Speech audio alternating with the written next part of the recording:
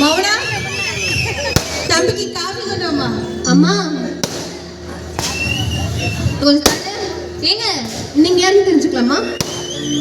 அடே மௌனாவை கல்யாணம் பண்ணிக்கு வர மாப்பிள்ள உனக்கு மாமா. புரியுதா? சாரிம்மா தெரியாது. எங்க போயிட்டா? புரோக்கரு அடுத்த வாரம் வரேன்னு சொன்னாரு. ஆனா அடுத்த வாரம் சென்னையில் எனக்கு ஒரு இம்பார்ட்டன்ட் மீட்டிங் இருக்கு. அதனாலதான் திடீர்னு வர்ற சூழ்நிலை. நான் வந்ததுல உங்களுக்கு ஏதாவது டிஸ்டர்பா இருக்கா? ஐயோ அப்படிலாம் இல்லை தம்பி, நீங்க வந்தது மனசுக்கு ரொம்ப சந்தோஷம்தான். என்ன முன்கூட்டியே சொல்லியிருந்தா எல்லா ஏற்பாடும் பண்ணிருக்கலாம். நீங்க திடுதிப்புன்னு வந்ததுனால என்ன பண்றது ஏது பண்றதுன்னு ஒண்ணுமே புரியல. எனக்கு கையும் ஓடல காலும் ஓடல. அதான் தம்பி, வேற ஒண்ணு. இப்ப வீட்டுல ஒருத்தரா பாருங்க, அதுவே போதும். சரிங்க தம்பி. மௌனா காஃபி எடுத்துட்டு வாமா.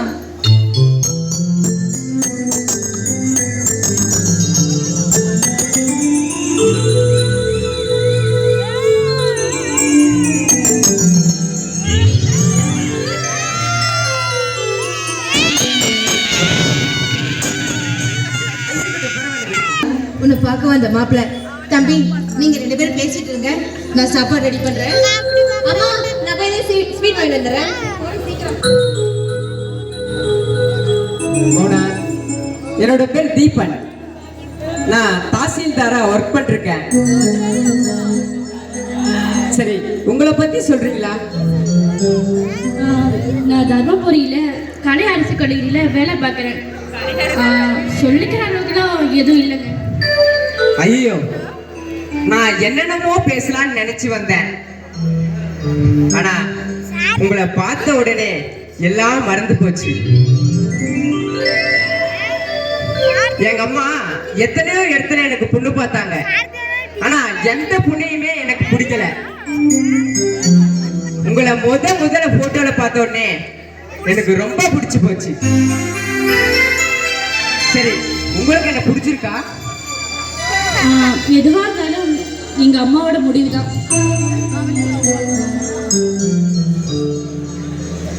பிடிக்கலன்னா கூட சொல்லிருங்க, நான் மனசை தேத்திக்கிறேன். வலி இருக்கும், ஆனா நான் கடந்து போய்க்கிறேன்.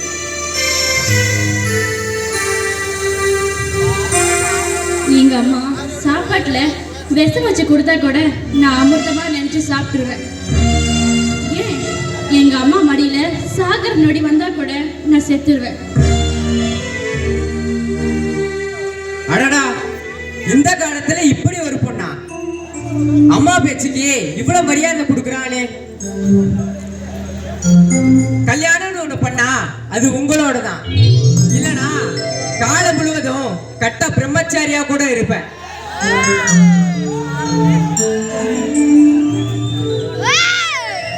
தம்பி சாப்பாடு ரெடி ஆயிடுச்சு, வாங்க எல்லாரும் சேர்ந்து சாப்பிடலாம். ஆமா, பொண்ணுக்கு பிடிச்சிருந்தாதான் முறைப்படி வீட்டுல கை நினைக்கணும்னு சொல்லுவாங்க. ஆனா மௌனா முடிவை உங்ககிட்ட விட்டுட்டாமா. நீங்க முடிவை சொன்னா சாப்பிட ரெடி. தம்பி உங்களை பத்தி நான் நிறைய கேள்விப்பட்டிருக்கேன். நீங்க இல்லாத ஏழை மக்களுக்கு நிறைய உதவி செய்வீங்களா? உங்களோட மனசுக்கு பொண்ணு கொடுக்க நாங்க கொடுத்து வச்சிருக்கணும். எங்களுக்கு சம்மதம் தம்பி, வாங்க சாப்பிடலாம்.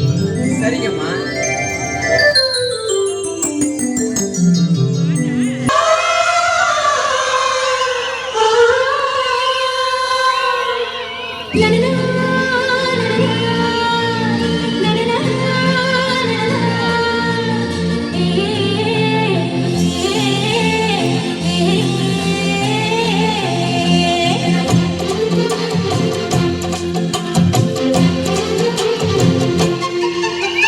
நீ